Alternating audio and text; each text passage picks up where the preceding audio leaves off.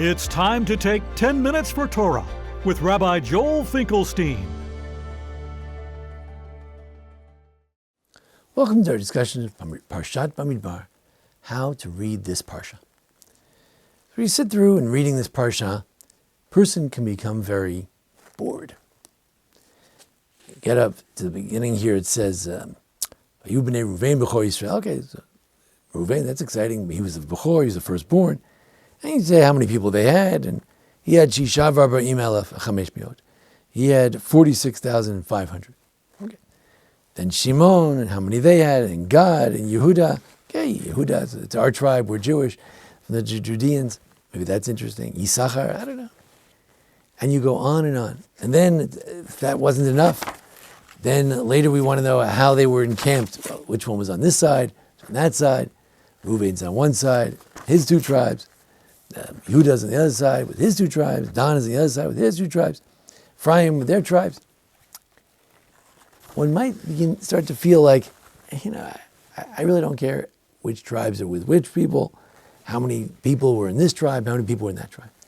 This inclination that we have that who cares?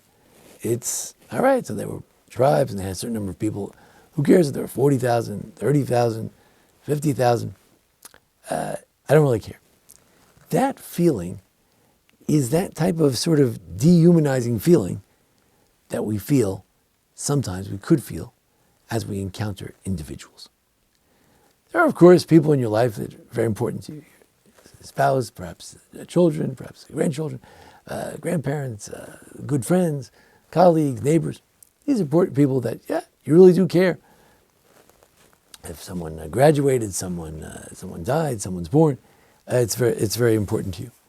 But then there's a question of dealing with the masses. And what's your approach to dealing with the masses? Take a graduation. I was recently at my daughter's graduation, thank God. And you have hundreds of people sitting there. Now, really, nobody particularly wants to sit through handing out the diploma to each person. And now, Rivka Goldberg, we present this to you, and Sam Greenberg, and Doris Goldstein, and we keep giving out the diploma. Many people sort of yawning. I don't know Goldstein. I don't know Goldberg. I don't know Greenstein. I don't need to hear about this. I want to read my newspaper. I want to leave. I want to go to the graduation party. Let's dispense with this. I just want to get to my graduate.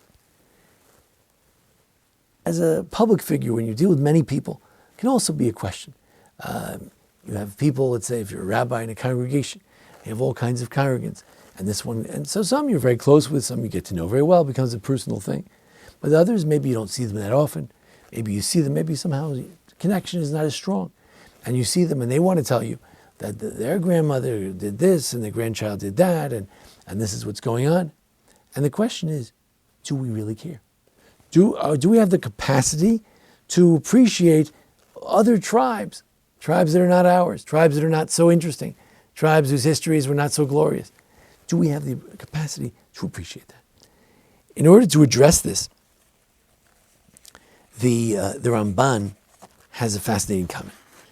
Ramban says, I'll tell you why we have this mifkad, this counting, this minyan.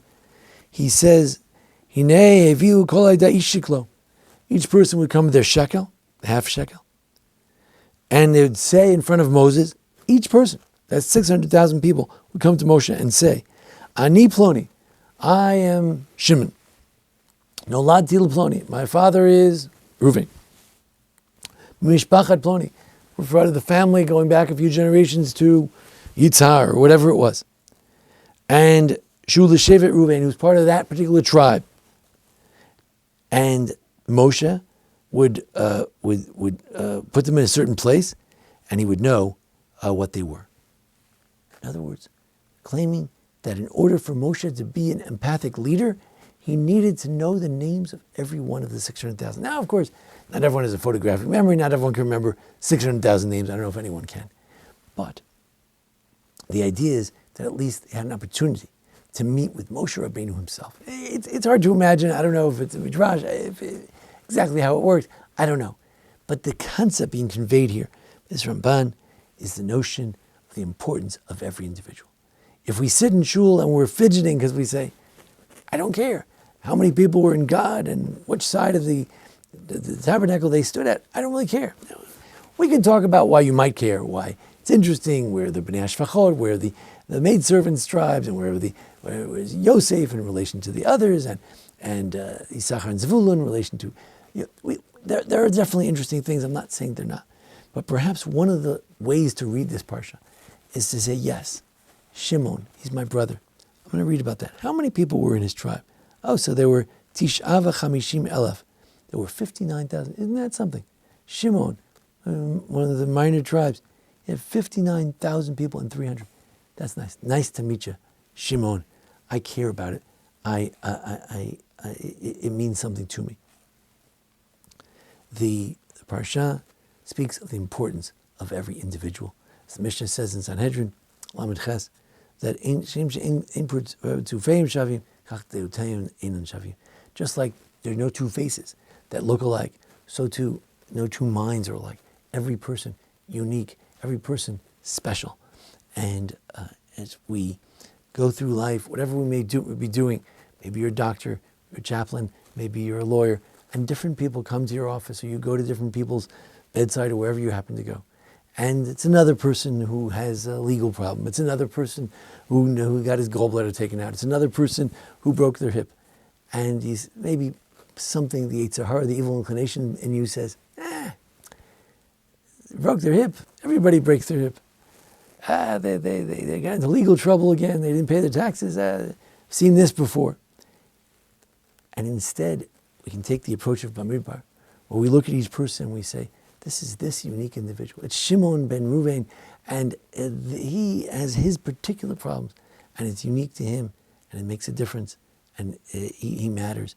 This is a beautiful thing. This is what Bamidbar teaches us. This is what the Ramban taught us. This is what Moshe Rabbeinu taught us. Every individual is important, has a unique story, and as their brothers and sisters, we should care also about our brothers and sisters, and about their story, and about their numbers, and their children, and their ancestors. Their names. Each person has a name. To every tribe, an identity. To every family, a story. To every individual, a significance. And that's how to read Parshat Bamidbar. If you find yourself yawning a little bit, or turning the pages, or spacing out, remember, Issachar, he's your brother. How many Issachar individuals are there? That's something we should want to know. We should care. We should want to listen and hear the story of every individual. If we do that, Yetz Hashem will be Chaverim Kol Yisrael, as we said last Shabbos, indeed be true friends of one another, people who appreciate the uniqueness of every individual.